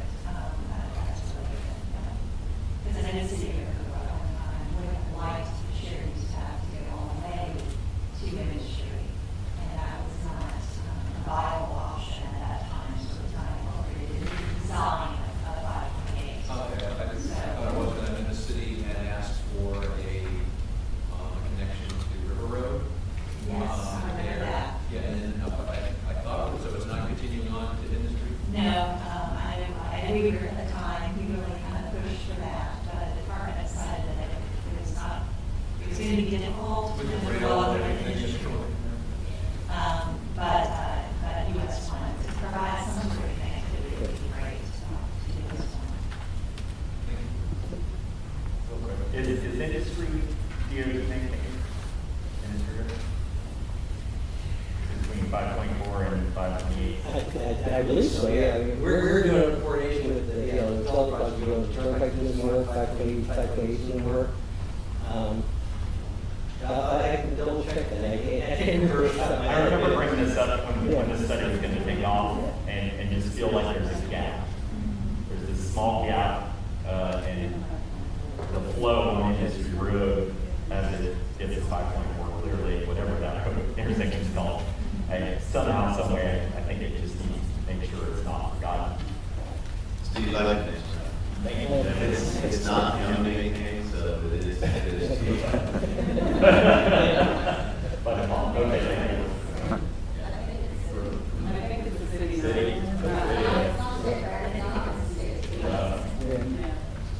Seems like a little gap. I don't know if it's ever been looked at. You're right, there's a lot of projects that are coming together in Industry Road, just right there. Yep. Yeah, one of the options was do nothing. Is there any way we can get that option off the table? We always have to look at it. Or the legal process. All right, thank you so very much. Appreciate it. Go Gators. All right, that takes us to item 6D, which are the public participation plan measures of effectiveness. C. I missed C. Okay. Well, then let's talk about C. Governing Board Annual Strategic Plan. I didn't see Abby jumping up, so I clearly was ahead of the game here. Good morning, I'm Sarah Kroll, I'm the Senior Transportation Planner with Space Coast TPO. I am going to be providing an annual report regarding our governing board our governing board strategic plan. This runs from July 2020 to July 2021. In your agenda package, you should have a progress report. Yours is probably front and back. And so this kind of, oh wait, hold on. There we go. You should have a copy of the strategic plan and then the progress report. And basically it outlines the performance measures, the activities that we conducted over the last year, some prior achievements, any kind of updates that we had to do to the strategic plan, as well as also some upcoming activities on our emphasis areas. We adopted just kind of some little background about the plan. We adopted it in July 2019, so we just finished our second year. We set it as a 3-year plan, so it will be sunsetting in June of 2022. We'll talk about that at the end of the presentation. Oh, I jumped ahead. I'm sorry. We're in a new setup. I can't see the screen. It is a living document, so we do make minor changes as needed. And it does have the 5 emphasis areas, which we're going to talk through each of those emphasis areas as we go through the progress report. So the first emphasis area is safety, which is essentially strive for a safe multimodal transportation system. Over the last year, we completed several activities that really helped move this emphasis area forward, such as the school routes analysis we completed a year ago. I can't believe it's been a year already. We adopted the Vision Zero plan, and Kim's been working very hard on implementing various education activities. Pete's mentioned the Stop on Red event, as well as she's also developed a leadership team. Through Kim and Abby's excellent activities with the schools, we were recognized as Education Partner of the Year from Anderson Elementary. That was for the school year that just passed. And as well as other just education activities, some of which Abby will touch on during the performance measures. The next one is linking transportation with land use, which is to create a transportation network that complements existing and future land use. We have, obviously we completed the long-range transportation plan recently, and what we've been doing is, behind the scenes, we've been working on developing summary brochures for each of the municipalities. We want to take these summary brochures out and kind of do a local agency partners meeting program and sit down with each of our local agency partners with the LRTP brochures, with other brochures that we've developed through the ADA bus stop master plan, bicycle pedestrian master plan, Vision Zero, and really sit down and have one-on-one conversations to help push the plans forward, where they're not just plans sitting on a shelf, but we're actually actively working on implementing them. We held 2 ADA bus stop trainings this year, as well as we conducted our annual call for projects. Next one is sustainability and resiliency, which is planned for a sustainable and resilient transportation system. We began the development of our transportation resiliency master plan, which we provided an update for in May. As something new that we did this year, as part of our project priorities development, is we held an environmental meeting with all of our environmental partners. What we really wanted to do was hear from them on if there was opportunities to coordinate any of the projects on our list of project priorities with their projects as well. We developed a social media resiliency education campaign. We've actually since finished 2. And we met with Brevard County Emergency Management Director and staff in June. And so we're really trying to coordinate and work with all of our partners on making a sustainable, resilient transportation system. Innovation, enhanced connectivity and reliability of the transportation system. So we have our annual support for Brevard County traffic operations. For those that don't know, annually we provide $225,000 for Brevard County for traffic operations. We have the design underway for the Transportation Management Center. Traffic data collection requests for proposals were put out in April 2022, so we have a new contract for our traffic data collection, and as well as also the adoption of the ITS master plan happened in July, so it's technically not within this progress report, but it's still a very noteworthy accomplishment, and Steve was working on it throughout the year. Finally, our last emphasis area is leadership, serve as leaders in transportation in the community. We conducted virtual and hybrid meetings in response to the global pandemic, which was a huge leadership undertaking. We had 11 electronic newsletters. We had to amend our public participation plan last July in order to include virtual participation from our public due to response to the global pandemic. Along with a number of all of our annual reports and such, we held a virtual member orientation in January, and we conducted 2 Transportation Thursday webinars. Finally, the last thing that I wanted to update you on is that we will be developing our next governing board strategic plan. If you were here when we were developing this first one, we did it within the meetings, and we had various surveys that we sent out. And this time what we want to do is we want to have a half-day off-site facilitated workshop with our governing board. And so kind of the tentative schedule would be that we would approve the facilitator in December, possibly October, if we can get it through soon enough. We'd hold the workshop in April with our governing board members. In May and June, we would bring the draft to the TAC-CAC as well as also our BPAC, and then our governing board would adopt it in July to then kind of start probably another 3-year cycle of the governing board strategic plan. So with that, I will take any questions about the governing board progress report. All right, questions for Sarah? All right, thank you very much. Now we're ready for Ed.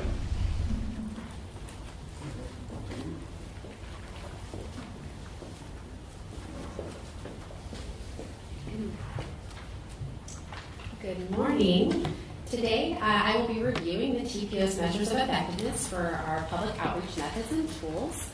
I just want to make a note that this report is actually not a requirement like our public participation plan.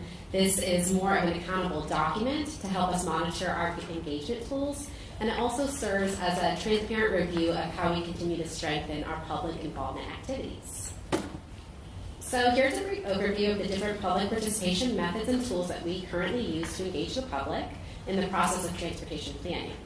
When it comes to public participation, face-to-face meetings have been a long-time practice of TPOs and MPOs and, of course, cities and counties. But over the course of the last year and a half, we have had to learn to adapt and have seen a major change in the method of hosting public and internal meetings. The ease and convenience of virtual meetings are the new normal. Some of our highly attended public meetings this year included our virtual open house, the Minton Road Feasibility Study Final Concepts and Findings virtual public meeting, and of course our exciting new Transportation Thursdays webinar series. As you can see here too, webinars are a new method for us, and we saw immense value in hosting webinars keyed in on specific topics to pique public interest.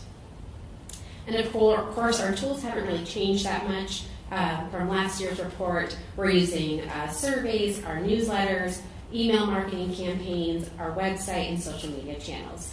I'll touch in a bit about our most successful tools. So here is our methods goal summary. This is a brief recap of our public participation methods. I want to add that this report is not really a quantitative tool. We're not comparing this year to last year. It's hard for us to do that as a planning agency because our numbers fluctuate based on our plans and our programs, studies, projects that are happening that year. So for example, this year's cumulative workshop open house webinar attendance is greater than last year's because we implemented a new method, webinars. So I just want you to keep that in mind as you're looking at that. And all this is in your report. I'm just briefly going over it.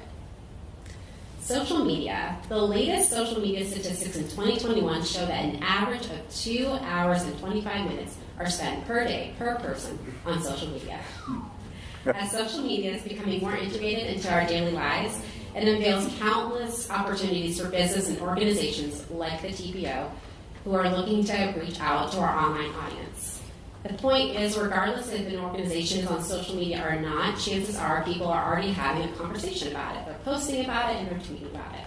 So it's our job as an agency to steer that conversation, to lead it in the right direction, and to tell our story.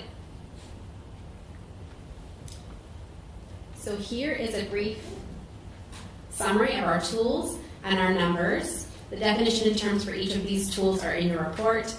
And our numbers reflect by and large that our public citizens, committee, board members, stakeholders, and beyond prefer to receive information digitally. For example, regarding our digital communications via Constant Contact, which we use for newsletters, press releases, event invites, and more, we have a higher average than the transportation industry rate. So right now, the overall average industry rate for standard open rate is 19.8%, and the click rate is 11.28%. As you can see, we're above that, and we are always looking for ways to improve our engagement through A/B testing, resends, and video integration. So this is definitely something we can be proud of. As for our social media numbers, I think they speak for themselves. We continue to grow and increase our engagement, but most importantly, we are gaining a following. What does that look like? So recently we hit over 2,000 likes on Facebook, and yes, I did a victory lap around the office. While that seems like a very small feat because there are pages that have thousands upon thousands of likes, around 4 years ago, it was 300. So what the numbers are showing is that while our audience may fluctuate, we're gaining an audience who wants to stay in the know, they want to be part of the process, and regardless of whether their comments are positive, negative, neutral, they are now a part of that conversation, and that is key. Many think social media management is a simplistic task. Post a cute picture and caption, call it a day, but trust me, it is not for the faint of heart. When we're telling our story on social media, we're strategic in our content.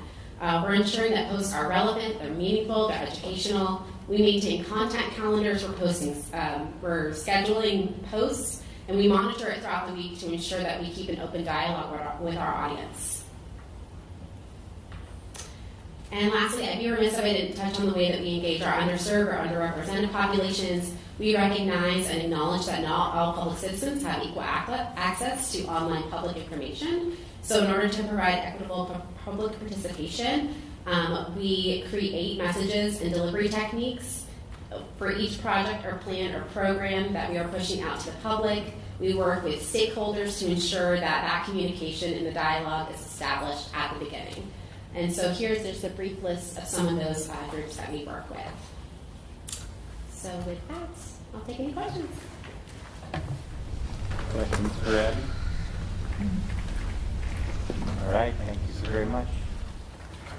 That takes us to item 7A. We have a report from the Florida Department of Transportation.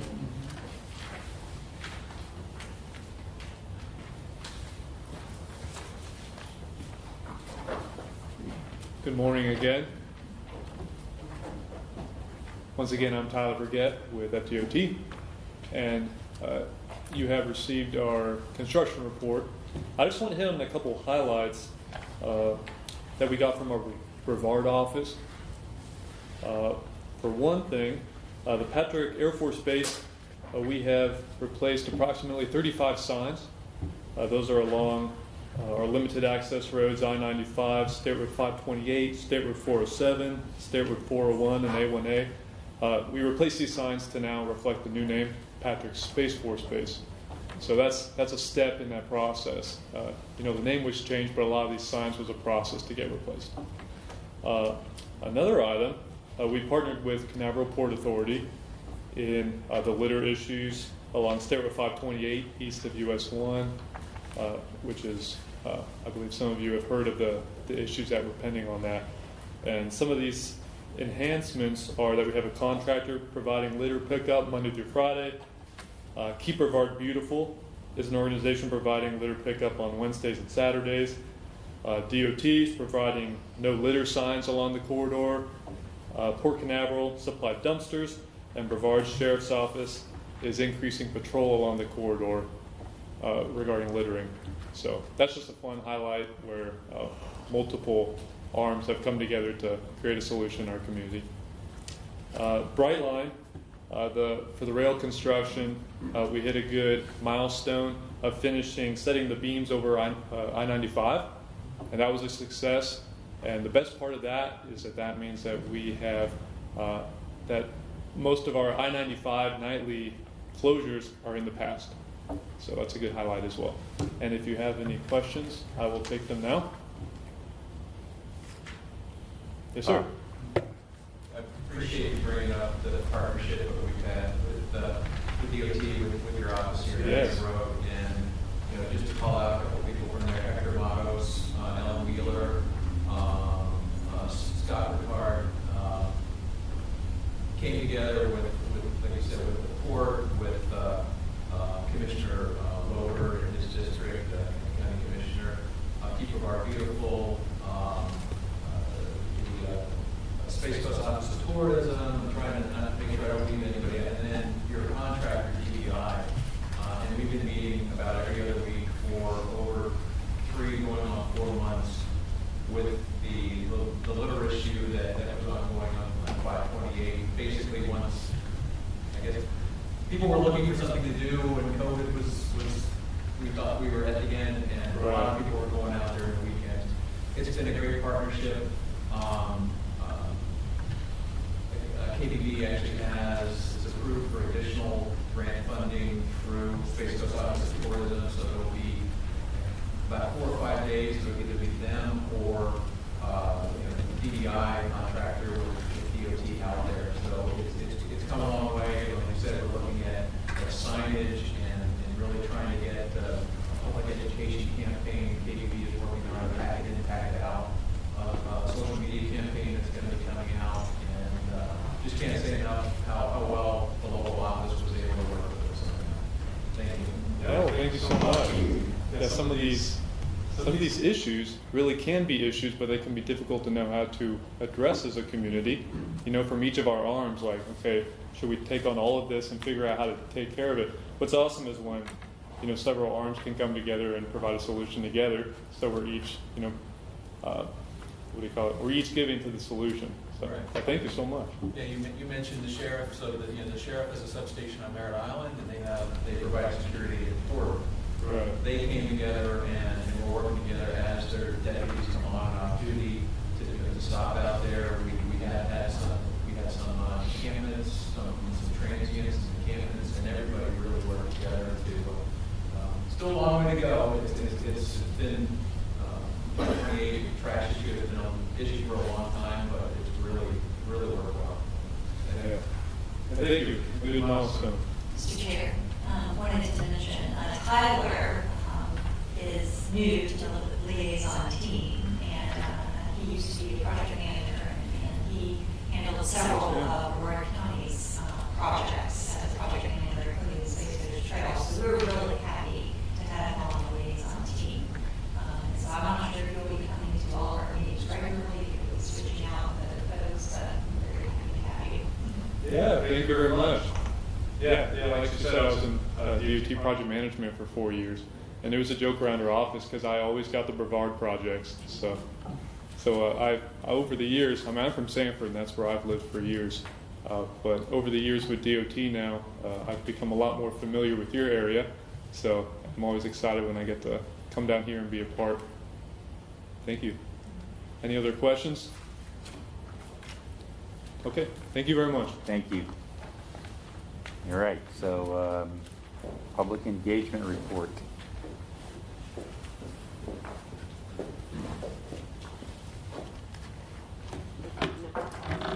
Not that. So back again to talk about public outreach. Before I chat about some September and October things coming up, I did want to touch on a few wins for our organization over the past couple months. So here are some fun collages. In July, our staff partnered with Brightline's Director of Public Affairs, Katie Mitzner, who will actually be coming and speaking to our committees and boards in December. And Assistant Project Manager Matt Carroll to tour the Brevard County construction sites for the On Track to Orlando segment of Brightline. We traveled up and down the 528 corridor, stopping along the way to view the progress from West Palm to Orlando on that extension. Sites included the St. Johns River Trestle Bridge, the 528 I-95 steel beam bridge work, the casting yard where the arch tunnel will live beneath 528, and we ended at the box shack on 528 in US 1 Cocoa. So it was really exciting to see these construction sites, up close in person, and it made us so excited to live and work in the heart of transportation here. And then in August, as Pete mentioned, we partnered with over 12 different agencies to recognize the importance of Stop on Red Week. During our pop-up safety event, 20-plus volunteers waved Always Stop on Red signs at the High Crush Corridor intersection of O'Galley Boulevard and Wickham Road, urging motorists to play their part in driving down traffic fatalities and injuries. The event was a huge success. Florida Today covered it and was featured in the news. And special thanks again to our CAC member who also brought out next generation road users, his grandchildren. Thank you to our state and local partners for their support as well.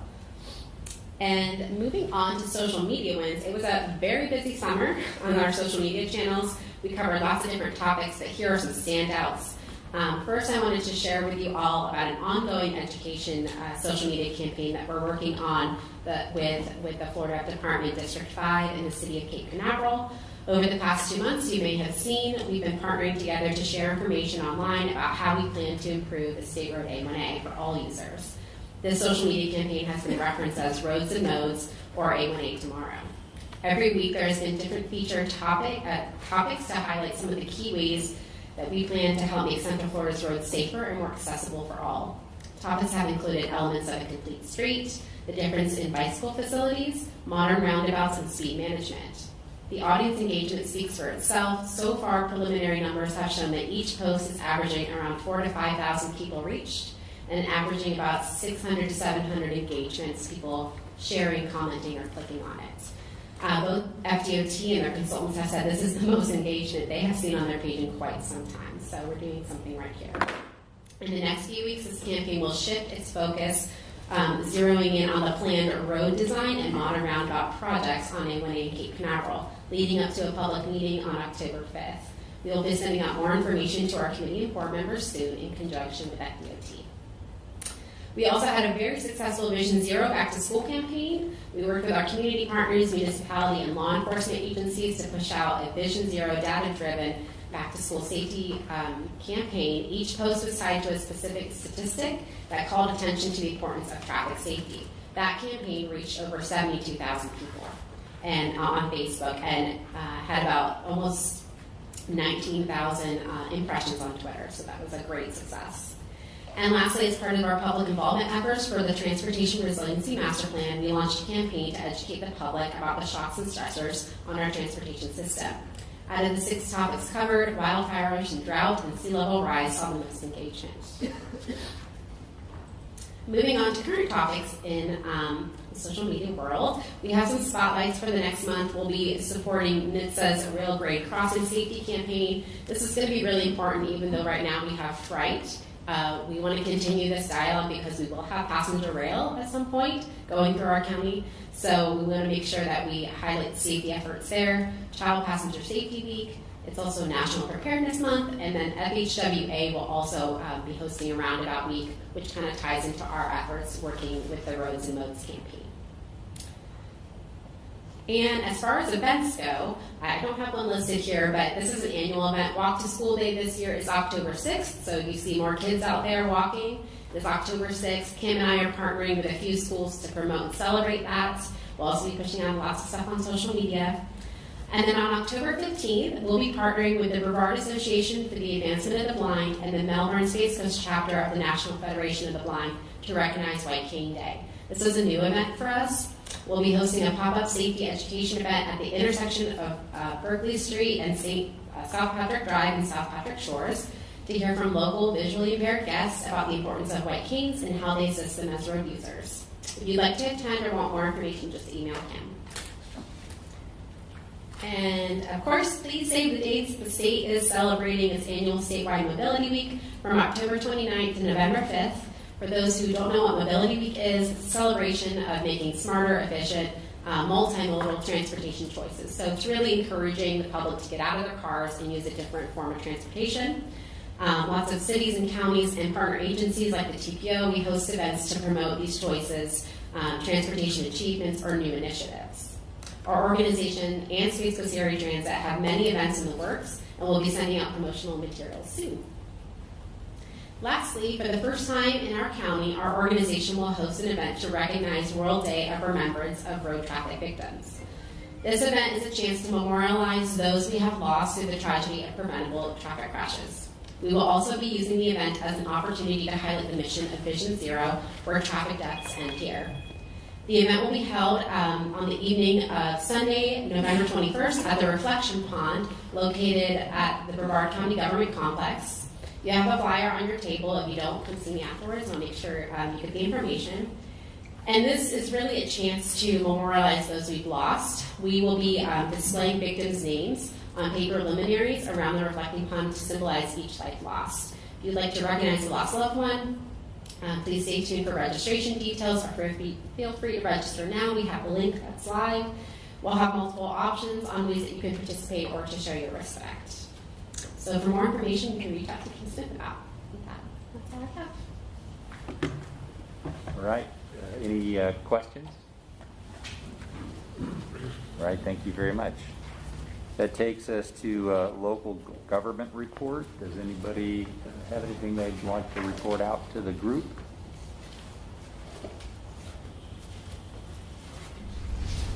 Well, I'll put in a plug for the Melbourne-Orlando airport. And, you know, if you're going on vacation, there's direct flights on Legion, and we want to encourage that while there's the FAA money coming to support these, but obviously at the end of the day, people need to support those routes to keep them going. So wanted to put in a little plug for Orlando, for Melbourne, Orlando Airport. Yeah, thank you very much, appreciate it. It is a use it or lose it situation, So plan your vacations to Nashville, Concord, Pittsburgh. Fly on Legion. When is that start? November 11th. All right. Any other local government reports? All right. I think that takes us to adjournment. Thank you very much.